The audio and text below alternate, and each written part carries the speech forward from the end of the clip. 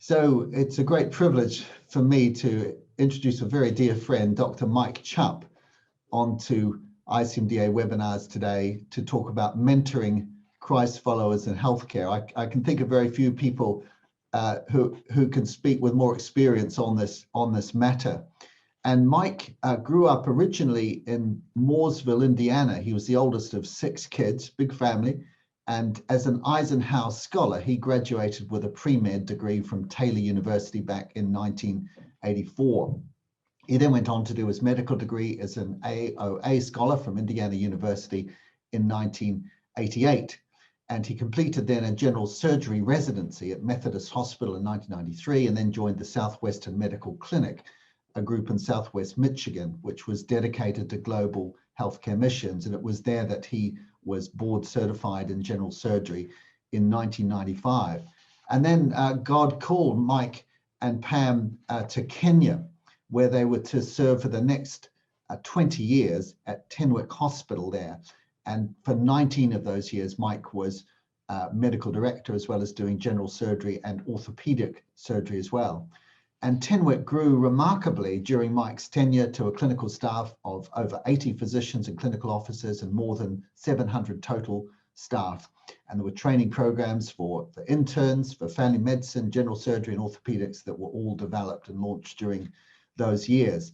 And then another twist in events, Mike was called back to Bristol, Tennessee in the US in 2016. And there he took over from Dave Stevens as the CEO of Cmda US, where he is now. He's also a member of the ICMDA International Board as well. And so Mike is married to Pam, and they have 4 children, 2 of whom were born in Kenya. And it's our pleasure, Mike, to hand over to you now to talk to us, please, about mentoring Christ followers in healthcare. Very welcome. Thank you, Peter, and I so appreciate this ICMDA webinar series. If you'll be patient with me for a second as I get my PowerPoint started today. Well, it is a privilege. Thank you, Dr. Saunders and Joshua, for this opportunity. It's also been a great privilege and pleasure to share with the Board of Trustees under the leadership of Dr. Elmer Thiessen. These last 3 years, I've learned a great deal from the regional directors. I've been challenged and inspired by the associate EOs around the globe, and it has been an awesome opportunity to be a part of this effort. When Peter Saunders asked me, what is the subject that I'd really like to share about, I went straight to the vault. And this is the topic that I have become the most passionate about over the last decade, and that is mentoring within healthcare, mentoring among Christians in healthcare, whether juniors or peers. And so I'd like to talk to you about the vows of effective mentoring relationships. And my objective is simply that you would understand today the vital role that's played by mentoring for healthcare professionals in whatever settings you find yourself. What are the key ingredients of a fulfilling and successful healthcare mentoring experience? And then what are the basic commitments, or I'm going to call them vows, required from both the mentor and mentee perspective, so that both parties consider that at the end of that experience, it was worthwhile. Well, my background, as Dr. Saunders has alluded to, I started a practice right in 1993, right out of a general surgery training program, and joined a huge Christian practice. What motivated me was not the salary. They were in the bottom 10% salary-wise for graduating surgeons, but I wanted to join a group of committed, caring Christians who strive to be a distinctive role model and leader in the integration of medical care, Christian witness, and missions. And right there in the middle of that picture, I'm going to talk about him here in a few minutes, is Dr. Bob Schindler and his wife, Marion, who is probably the most prominent mentor. Just as Jesus had 3 years with his disciples, I had 3 years with Dr. Schindler during a very pivotal time in my career, and also helped me to fall in love with the ministry of CMDA. So this is my family, and this is what we looked like when we went to Kenya in '96, and this is what we became over the course of 20 years. 4 children, my wife and I. We now in Bristol, and I had the wonderful privilege God gave us to serve for 20 years at Tenwick Hospital, where the motto was we treat and Jesus heals. And I had many a visiting consultant from many nations around the globe who came to serve with us, who would say that motto could be one of the most powerful mission statements on the planet, especially in healthcare, that we treat and we do the best we can, but we trust our Lord Jesus to heal patients. Dr. Ernie Sturry in the left-hand corner there was the founder of the hospital. You can see there, actually this was a picture taken in 2014, all those white coats, our medical staff at Timbuk Hospital. But why a mentoring talk today? Mentors have had a huge impact in my life. I'm sure they've had a huge impact in your life as well. I just a few pictures of maybe just a small portion of the people who've mentored into my life, who've blessed me, who've guided me.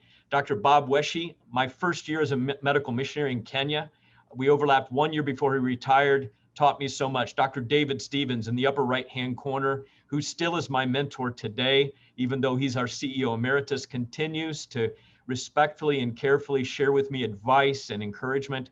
In the lower picture, Dr. Jim Teeter from Pennsylvania encouraged me to consider more than just doing part-time short-term missions, but to actually consider a whole career, because he saw in me something special and wanted me to do something more than he had done in short-term missions as a surgeon. And then pastors in Kenya, mentors cross-culturally who loved me, respected me, and from time to time would correct me and that I wasn't cross-culturally approaching my job, my ministry in a proper way with Kenyans.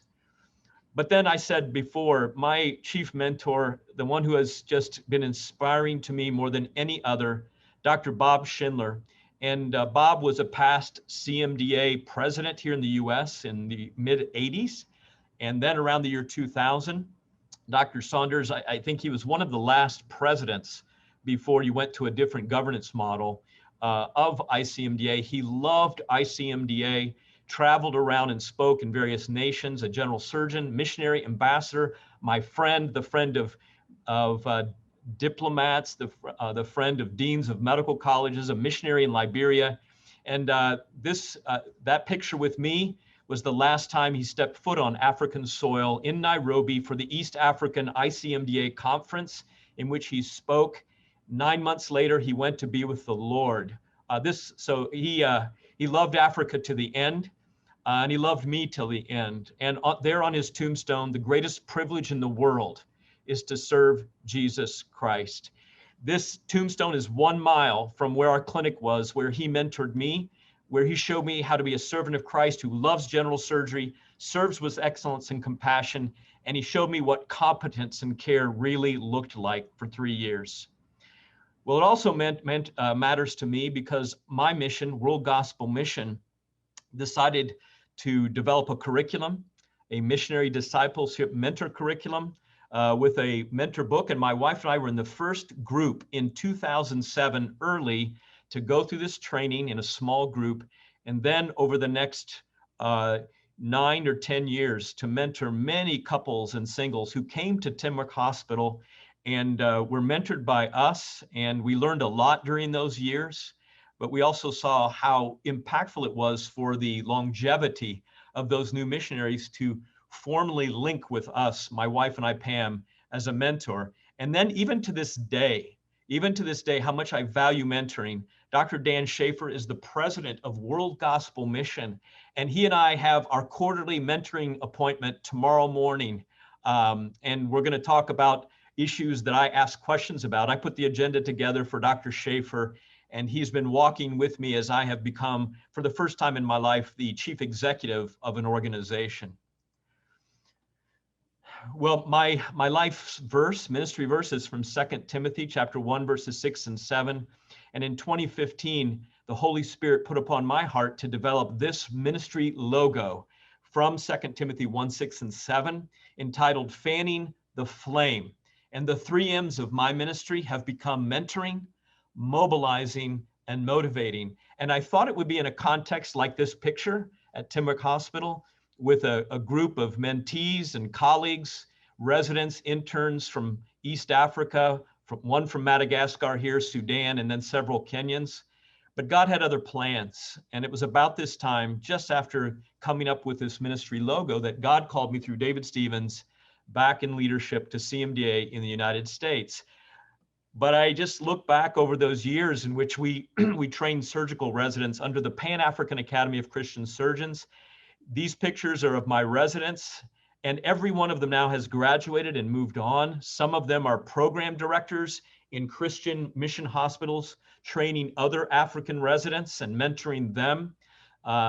They have spread out in several countries, and they're following the Lord, and they have been more comprehensively trained than I ever was in my residency in Indiana. And I love each one of these brothers and sisters in Christ. I'm so proud of them. And as John the Baptist said in the book of John, Jesus must increase, I must decrease. In a mentoring relationship, the attitude must be they must increase and we as mentors must decrease. And so 2 Timothy 2:2, as we were preparing post-grad African physicians to serve in Africa, when Paul said to Timothy, pass along to others who will then be qualified to teach others. And these are some pictures of those residents, 3 of them who've become very successful in their careers. Well, not only from my past has mentoring been very important to me, but now for CMDA USA, we have 9 objectives that we have just kicked off in a new strategic plan for the next 3 years, 21 to 24. And of those 9, objective number one, how can CMDA leverage mentoring relationships in order to keep members engaged through their professional transitions? So mentoring through transitions is going to be key for us. We're going to focus on that for the next 3 years. You know that there are a lot of transitions, undergrad prep and a quest to enter grad school, the graduate school ladder through medical or dental school or PA school or whatever have you, from basic science to the clinical years, transition to residency and or fellowship, transition to clinical practice or to an academic career, changes in career, job, position, or leadership, like me, transitioning to become medical director at Tenwick and then transitioning to become executive officer here at CMDA. Many marriage and family transitions, retirement prep and transition, and then even being mentored for end of life preparation. The other day, I heard my good friend, my former boss, Dr. Stevens, give a chapel, and he was talking about now what his next prep is for, what he's prepping for and looking for mentors for is to go to glory. I mean, I don't want him to go anytime in the near future, but that's his next, what he's preparing for. And so we always are needing people to help us with the next season in our life.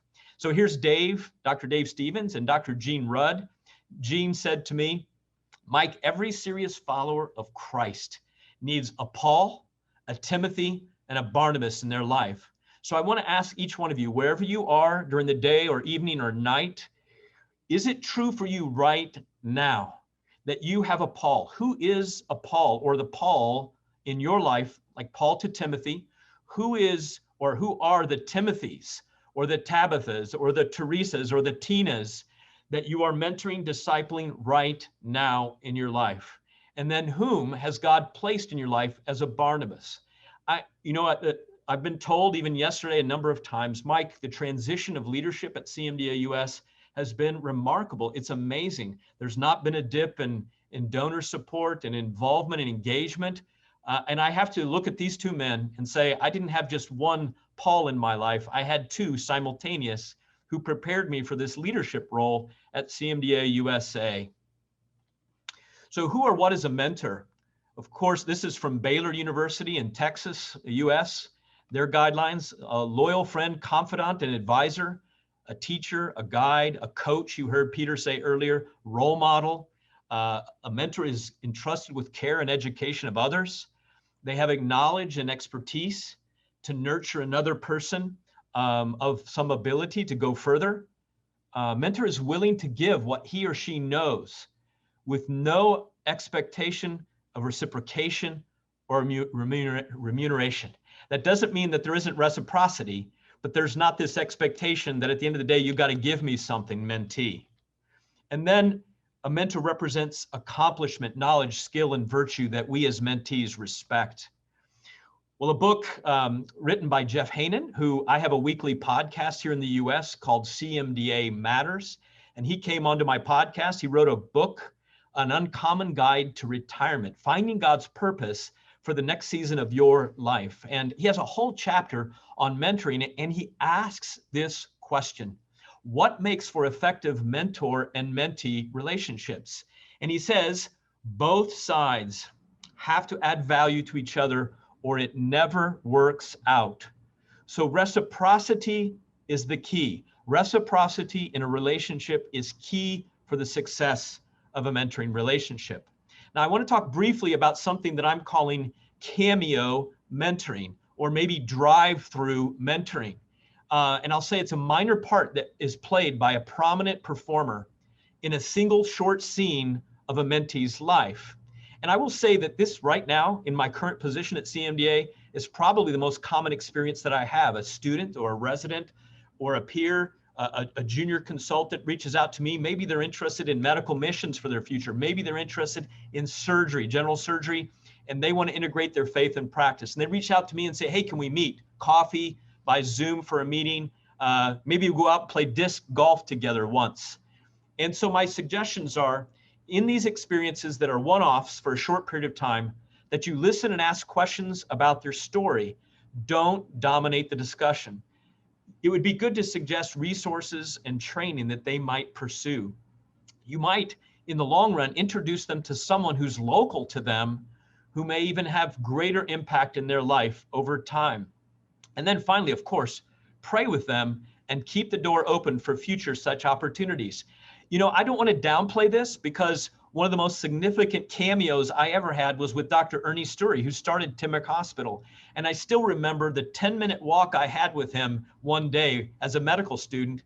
And those 10 minutes were very powerful in my life, because I recognized how humble he was. He wanted to know about me. He wanted to know what God was doing in my life. What specialty was I thinking about choosing? Was I considering missions? He wasn't telling me great stories and patting himself on the back saying, look what God has done in my life. He wanted to know about me. And that cameo had a great impact on my life. Well, making vows, I'm going to transition here to talking about making promises. And, you know, in some respects, sometimes we think of oaths as being no longer pertinent to our lives.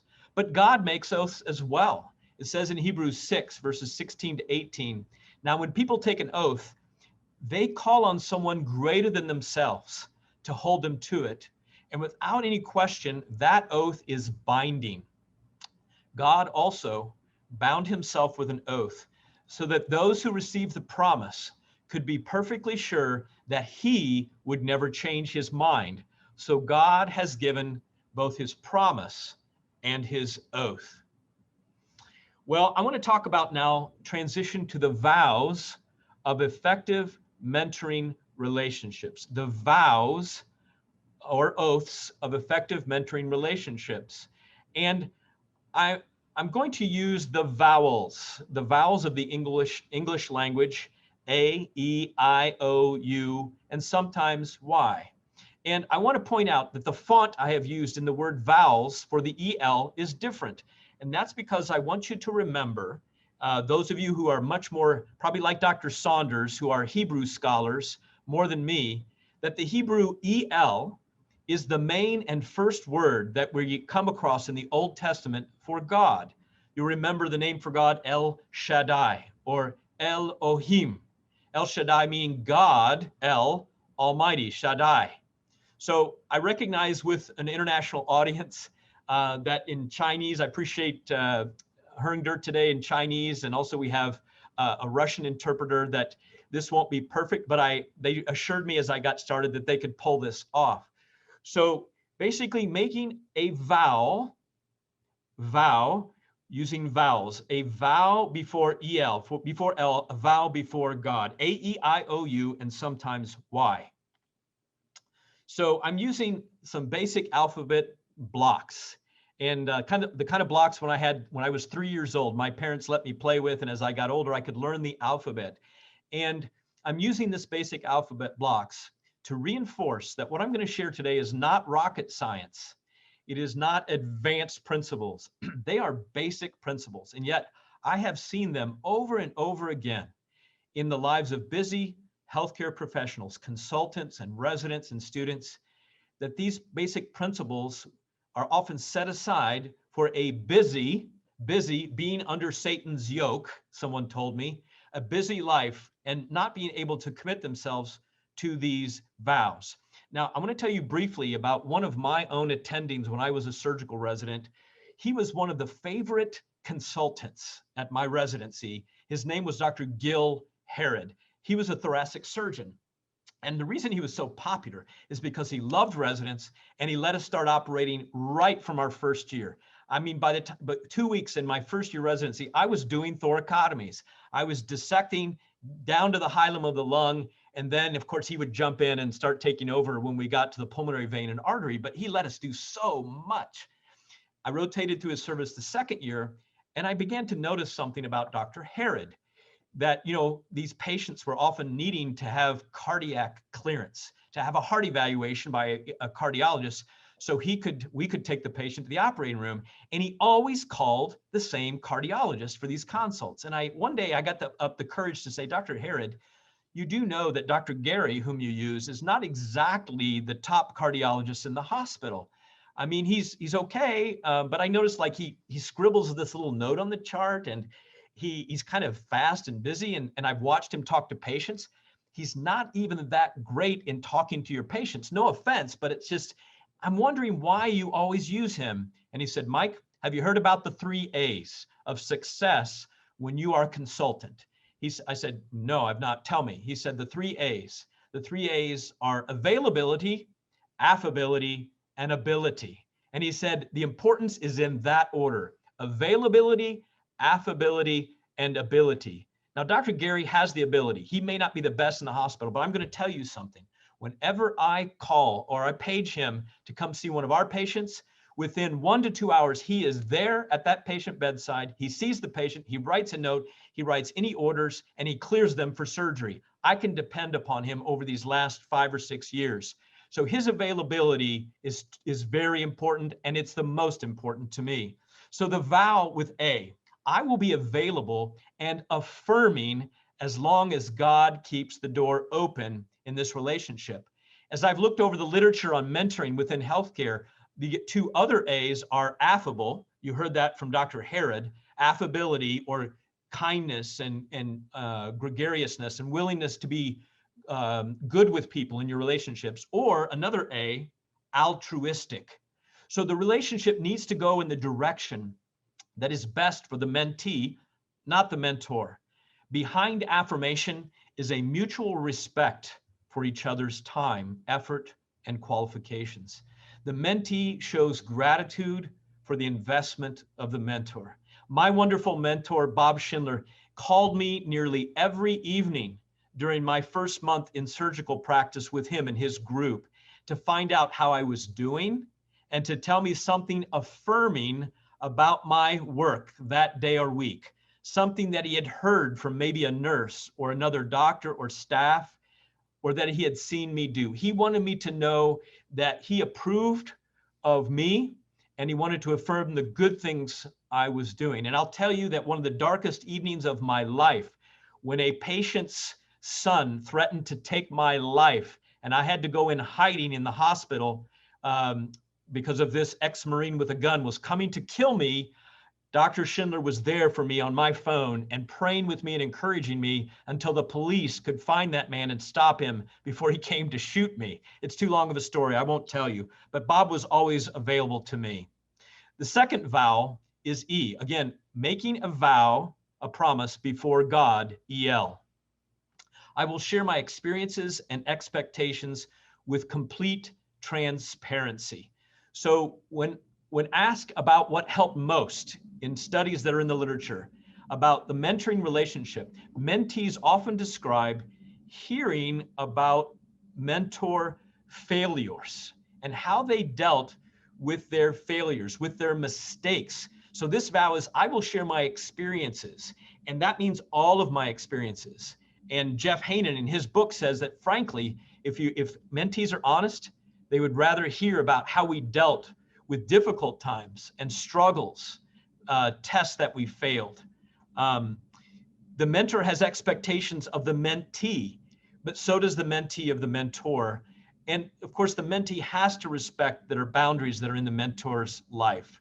The mentee needs to clarify what they feel is needed at this time in their life, and checking back by the mentor, checking back with the mentee to see what the goals from the last session were, asking them if they have achieved new learning goals, if they've achieved their goals and what new learning goals they have, and delving into each one of the learning goals. And as time permits, at the very end, recapping what was communicated, accept and establishing accountability for those goals. And please don't forget reciprocity, because most mentees, and this you'll hear this often referred to today as reverse mentoring. Most mentees, millennials and Zs, as we call them, have some sort of gift or training or experience and connection to give back to the mentor. And so the mentor, lifelong learning is what we must be committed to. The mentor has a great deal to learn, and I have learned so much in watching, especially when I was at Temrick Hospital, watching how the residents, the surgical residents, handled the technology, the electronic records, and keeping track of patients and getting into our electronic x-ray system to look at x-rays. They blew me away with all the things that they could handle all simultaneously, and I learned from them.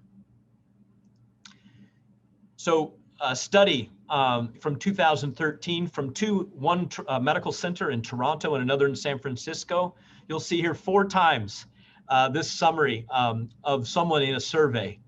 Having a wealth of experience to draw from in terms of prior mentor-mentee relationships, that at my stage in my career, I wouldn't be obviously looking for a junior mentor because I myself mentor other people. So I would be looking for more senior mentors who have a wealth of experience and can reflect on sort of where I am at my stage in my career, and find someone at the appropriate stage of their career who has had significant personal life experience in the school of hard knocks, but also for this person, this probably junior consultant, has prior mentor-mentee relationships over a number of years or a number of different mentees, so that they've been able to draw from that wealth of experience. And then also about being willing to share with those experiences. The mentee needs to perform self-reflection and reveal flaws so that their mentors can interpret and critique their behavior. In this Journal of General Internal Medicine, courage is needed on the part of mentees to face their weaknesses and make effective changes. So the next vow is I. The vow, I will remain interested and intentional in cultivating this relationship over time. It's been said that good mentoring relationships should be mentee initiated, but mentor informed. Mentee initiated and mentor informed. One of our seminaries here in the US called Denver Seminary has a very wonderful mentoring program for students. And I have put a link in the PowerPoint that Josh will share with you. You can, I have permission, as long as I've said it's from Denver, a wonderful training manual from Denver Seminary. And they push team mentoring. There's a balcony mentor, an overall 30,000 feet, if you will, mentor who gives overall encouragement and support. And then also mentees find secondary or ground floor mentors who are able to address specific life or professional goals for development in the mentee. But I, as a mentor, have to remain interested and intentional in keeping this going.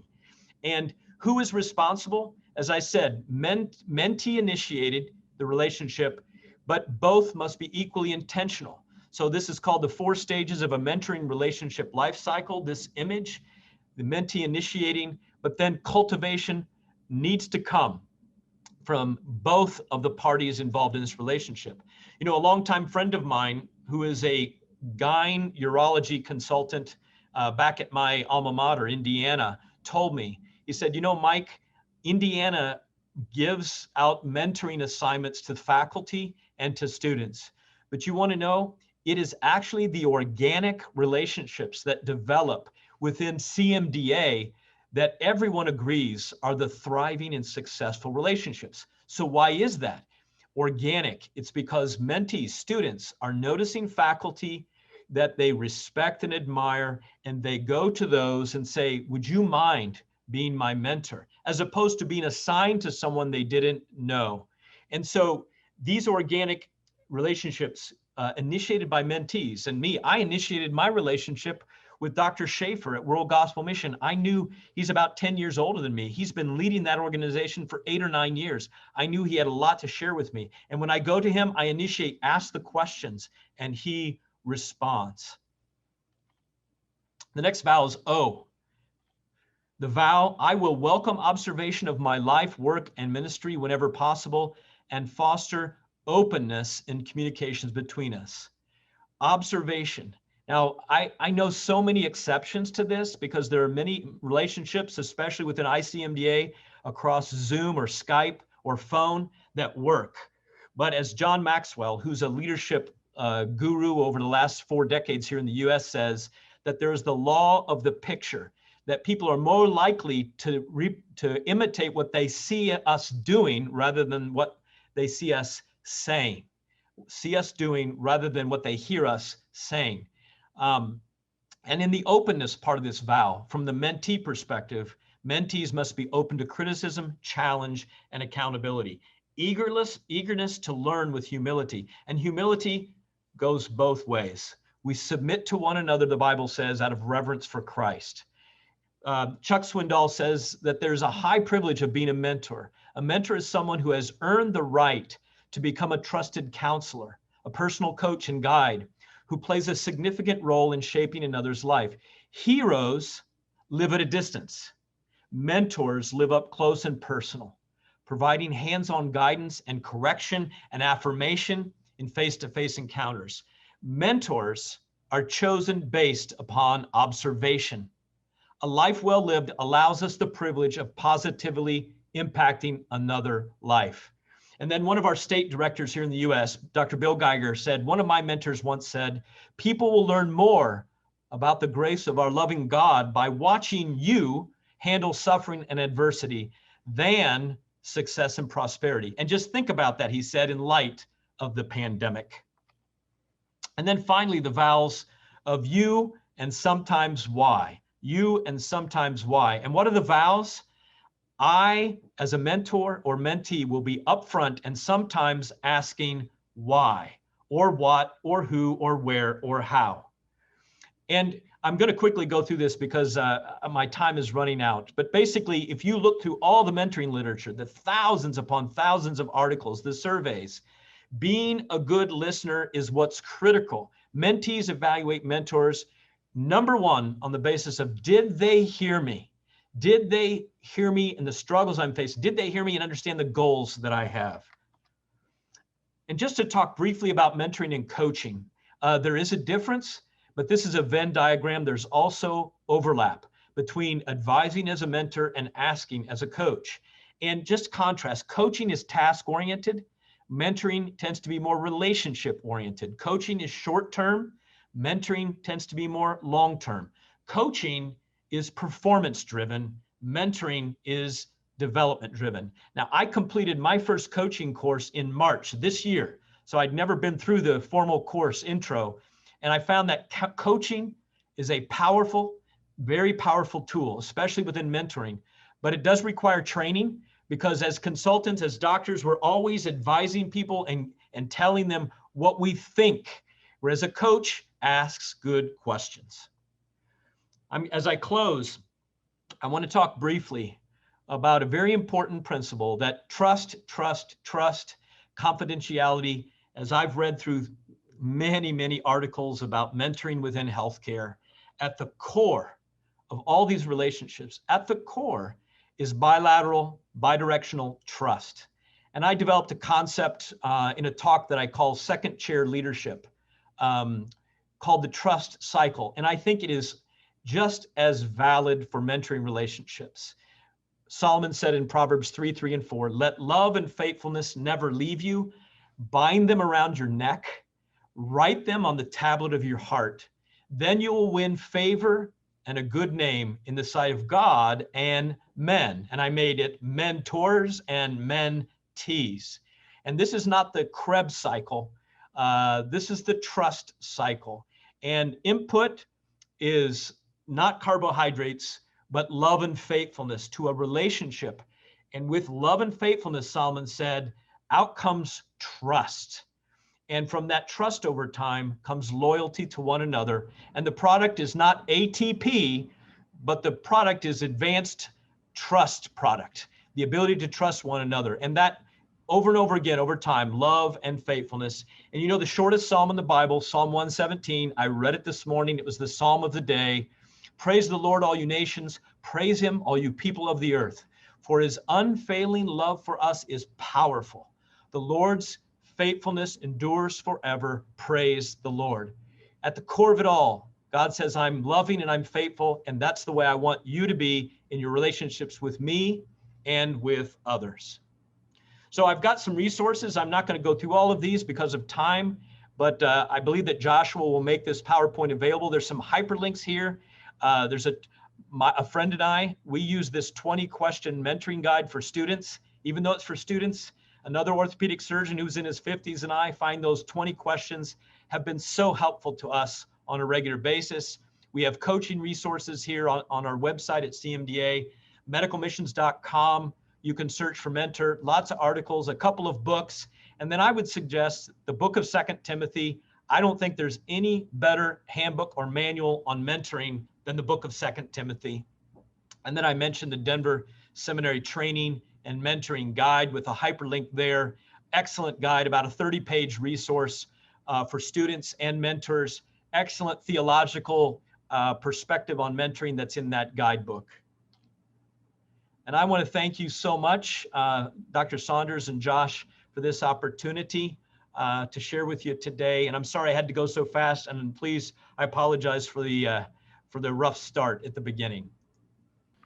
Thank you so much, Mike. So much there you managed to pack into that short time. Let me just correct one misunderstanding. I'm certainly not a Hebrew scholar, far from it, if the people were misled by that. But if you just joined us, we've been listening to Mike Chupp speaking on mentoring Christ followers in healthcare. So now we're coming on to a time of questions. Mike, you gave a very helpful explanation of the difference between coaching on the one hand and mentoring on the other. It was very clear. Our first question relates to the whole area of spiritual direction. We know people who are trained as spiritual directors go in for professional training, a long course to be ready to do that. What's the difference between mentoring and spiritual direction, and particularly with the degree of training that one needs to do before one can think about starting it? Well, I think it's a really good question. And I do appreciate, Peter, that that person took the time to ask that in advance yesterday. So thank you to the person who submitted the question. Spiritual direction, I don't think it's as old of a concept necessarily as mentoring. I think it's a very focused arena of mentoring, obviously upon spiritual development from in a discipling process, spiritual formation. The individual who asked the question shared that they had been through a very long and arduous training that required a lot of accountability. So there's a level of performance standards to be met. But I just want to caution my concern, Dr. Saunders, and to all of you listening, one thing that I've repeatedly heard, and it's one of the reasons why I'm just wanting to invest so much time on this topic of mentoring, even those who get up in front of groups of Christian doctors and talk about mentoring, like at the famous Louisville conference, I shared with one of those who shared that he said, Mike, I really feel like I'm not that great of a mentor. I've heard that over and over and over again, that those who even teach it feel like, well, I'm not that great at it. And maybe that's a little bit of self-deprecation, but I think, honestly, we all have these standards, and we set these standards so high. And so I guess what I'm getting at is the individual who asked the question yesterday says, spiritual direction is very important and it requires a lot of training. What I don't want to do today is mentors are just required. They're ubiquitously required across the globe in every facet of our lives. So I'm just trying to say that mentoring is broad, develops many areas, professional, like for me, a surgeon, family, a spiritual director is focused on our spiritual formation. Yeah, that's really helpful. The first question builds on that. Roshan Carroll, who is in Nepal, he's asking, does mentoring in the Paul Timothy model, does it mean only mentoring in medical and dental skills, or is it much wider in scope than that? You've talked a bit about spiritual formation and family as well. Just some comments on the scope of mentoring, Mike, in a Christian medical context. The sort of issues that. Yeah, I really think that maybe a problem in my past, and I think that what I'm pleased about millennials today and those who are following the millennials, the Zs, is they much more integrated lives as opposed to the silos of the boomer generation, my generation, where it was the chaplains and the pastors who did the spiritual care, and we surgeons, we just did the surgical care.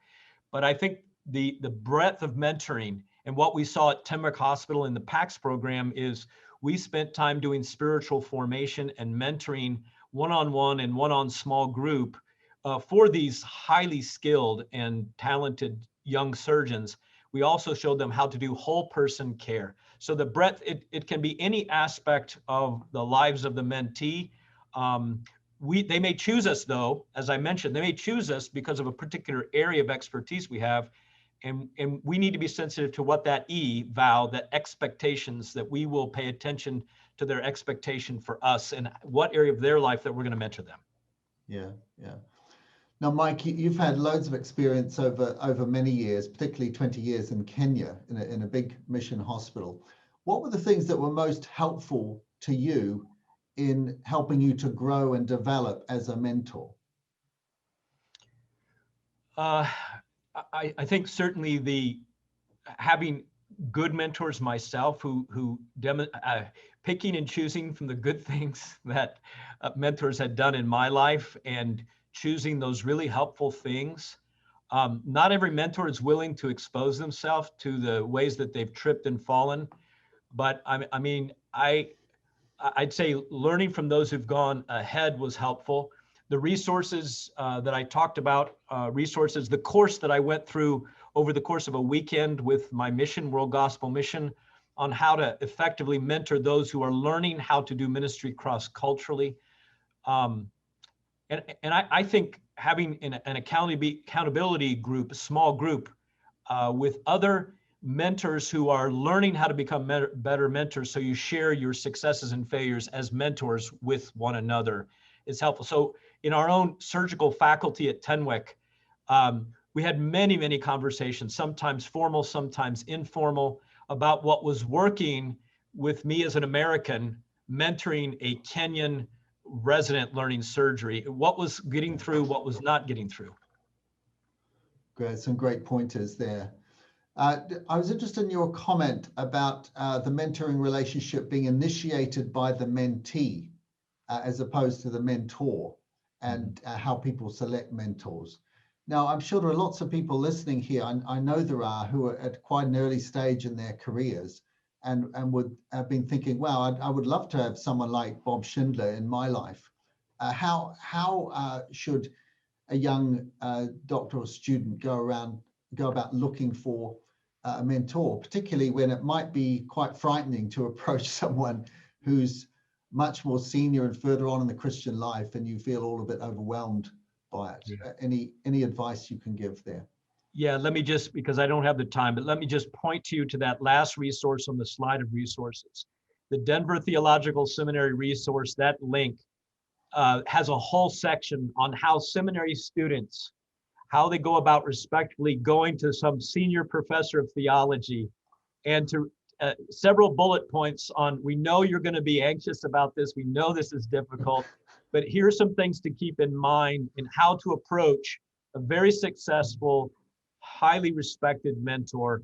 And frankly, the bottom line is most of those people who've achieved those positions, not all, but most, there is a humility. They understand how they got to where they were, and they want to mentor people just like you in their careers. Yeah, that's really encouraging. From Marissa Resulta, Marissa's a pediatrician in the Philippines, one of our field workers for ICMDA. She says, most of us are used to mentoring face-to-face and do things together with our mentee. With the current pandemic, we spend more and more time online. It seems not on such a personal level. How can we address this challenge best and make it more personal and form and maintain mentoring relationships with our mentees during this very COVID perfect season? I expected this question, Peter, because of what we've been through. I just interviewed a mentor-mentee pair from California and Oregon who have done all of this in the last year and a half. It's been a very powerful, good relationship, but they only knew about each other and they couldn't get together, but they did plan to get together toward the end of their time. He's just graduating from medical school and going on to do a pediatric residency. And his mentor was in San Francisco, working among the poor of San Francisco and the marginalized. And they were able to have, by phone and by Zoom, a very excellent, growing mentoring relationship over a year and a half. And now this resident is prepared, has been thinking about missions and ministry to the poor. And so I interviewed them. That's a coming CMDA Matters in a few weeks. I think the podcast is available to everybody around the globe if you want to listen to it. But they found that regular communication, even if it wasn't in person, helped that young third and fourth year medical student to come to a place where he's willing to commit his life to service to the poor and marginalized because of the example of this consultant in San Francisco, 1,000 miles away, maybe 900 miles away. Wow. Wow. A question from Shari Falkenheimer, who you know well. We had her as a speaker recently here, and she's asking, it can be difficult, she says, for women physicians to find women mentors. Do you recommend that mentors are always of the same sex as the mentee, or should that be a hard and fast rule, or are there exceptions to that? Okay, well, that's a good question, Sherry. I think the answer is, again, mentee initiated. So if the mentee is a woman, let's say a first or second year registrar in surgery, and really wants to find a woman to mentor her as a woman because of the very unique and difficult challenges that women in medicine, often because of family responsibilities that follow, then I would say if that's what the mentee wants, the mentee definitely should pursue finding a woman. And with our connectivity locally, regionally, and globally, I trust that with God's help that a woman will find an appropriate mentor, even if it's not the same specialty, will find a mentor within healthcare, medicine, dentistry, whatever the specialty. But I would also say if the mentee doesn't feel necessarily at this point in time that that's critical, then our surgical literature in the US is filled with admonitions that male faculty, because of, especially in some of the surgical subspecialties being dominated by men should be willing, absolutely willing, and to make it easy for onboarding in a mentoring relationship with young women in training so that they can be appropriately mentored and become successful through those relationships. Yeah. A question here from Steve Sturman. Steve is on the staff of CMF UK, physician, and is involved in pastoral care of members. And he's asking, what's the role of a third-party organization like CMDA in facilitating mentoring relationships? How do you go about matching or helping set up mentoring relationships, or do you just advise about how people should go about finding mentors? So I appreciate that question very much. What we just did at the end of our national convention, we had been sending out lots of emails and on our student podcast that we were going to have a networking session at the end of our national convention. And so what we did is we just facilitated the gathering on Zoom And it was well organized with breakout sessions by specialty and by state in the United States. So part one was putting students, even undergrad students thinking about medicine, in rooms with those in a specialty that they were interested in. And then also the second half of an hour was in rooms with mentors from their state to talk about. And then we found after those sessions, Peter, that contacts, emails were being exchanged, and links were being made. But as I said, it's our number one objective. And so our campus and community team is working really hard at developing a network. Now, what I have seen, I don't know if you've seen it in CMF UK, talk is cheap. I mean, just like when people register for this webinar, you only have half as many who actually show up at the time of. I think it's even worse when it comes to mentoring, because people are in love with the idea of mentoring, but when it comes time for that availability and commitment, they drop off the map. Our friends from the Catholic Medical Association just told us this week that they've had 400 or 500 faculty commit themselves to mentoring relationships, but when the follow-up meeting came, it dropped to like only 75 who actually followed through. Yeah. Yeah, so, but it sounds like you've used a lot of situations to facilitating the meeting together of potential mentors and mentees, and that out of that have come some really good working relationships. And we have a phone app. We have a new phone app we called CMDA Go, and it's off that platform that we plan on also linking and then following those links over time and encourage them to happen. Great. Anonymous question here. In solo practice, how do you go about finding a mentor? Is it, and supplementary from the same person, should a mentor definitely be in the same health discipline as you? I guess that's part of the difference between mentoring and coaching, isn't it? Is that you don't have to be doing the same thing to be a coach.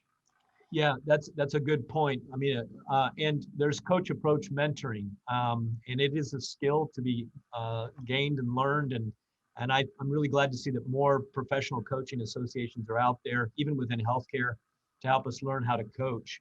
You know, it's not the same. It's not the same world anymore, Dr. Saunders, that it was 50 years ago. Our connectivity is greater than ever. And certainly at CMDA US and in CMF UK, other national movements, we serve as a hub and bringing together post-grads, those who've just started practice. It is so much easier now to link like-minded people with interests, and maybe eventually they'll be able to get to meet at a national meeting or a conference. But there's no reason today why someone in a single solo practice should not be able to be linked with someone 5 to 10 years ahead of them somewhere within CMDA USA or UK or any of the national bodies. They should be able to be linked today. And that is the job of us. I think our national organizations is to make that happen. Yeah. Thank you. And we're just about out of time now. With just one final question from Angel Wang, who's based in Burkina Faso in West Africa, saying that a number of medical students having real struggles to pass their difficult end of school exams.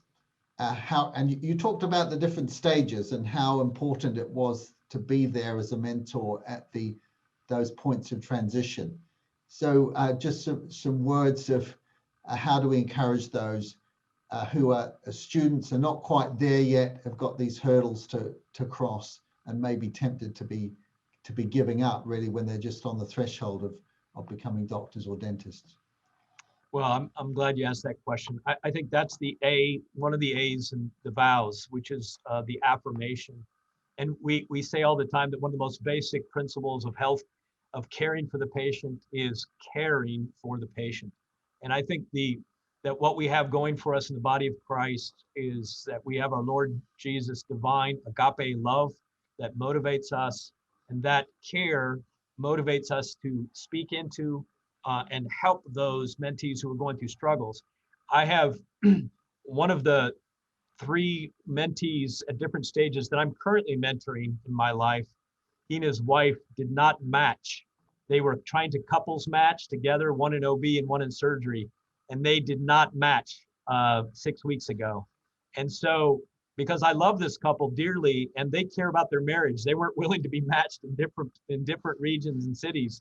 It made it difficult. And so I went to bat for them, and I made phone calls and networked, and I prayed with them over the phone. And God bless them by giving them a PGY1 preliminary spot in Boston, Massachusetts together. And we did that together, me as mentor and them as mentees with me. We prayed through that situation together. And I've also given them contacts for next year when they apply again to get into their specialties. I've given them and networked them with some friends of mine in other programs where I think they have a good shot next year after a year of preliminary surgery of matching both in OB and surgery. Well, since we started a little bit late, I'm going to succumb to the temptation of asking one more question, Mike, and that's from Philip Wood, who's a missionary doctor in West Africa, DRC, from America originally. And this word together, which you just stressed there, he says, it seems to me that eating meals together can be so useful. I think of Jesus with the disciples, and so much of Jesus's interactions were around meal times, weren't they? Sitting down together and sharing. Are there substitutes for meal times in these days of COVID? And I promise that this will be the last question. Substitutes for meal times. That's a good question. I mean, we've been blessed here in the U.S. I know it's not all across the globe, but we have escaped in some respects. Many of the masks are coming off here in the U.S. and there are all sorts of creative times together. I wish I could. I mean, we can't make the impossible happen. Certainly on Zoom we can get together if we cannot be together socially distanced. But I would say that one of the most powerful things I learned from Jeff Hanen's book is to find out in this reciprocity a mutual area of interest. And so most of my mentoring with the gentleman, with the 4th year student I just mentioned, is done on a Frisbee disc golf course. Most of our time together is spent throwing the disc and playing golf together because he loves it. In fact, he's an amateur, almost a semi-professional, and I'm not. So he's reverse mentoring me on how to throw the disc better. There are all kinds of creative ways to spend time together, but I agree, meals are a great time. Yeah, great. We've been listening to Dr. Mike Chupp, the CEO of Cmda US, which is the biggest member organization of the ICMDA around the world, on mentoring Christ followers in healthcare. Mike, we've had so many really encouraging comments saying thank you so much for all your input today, and may the Lord bless you in your leadership role and your mentoring of many more people. So God bless you all. Thank you for joining us on ICMDA webinars.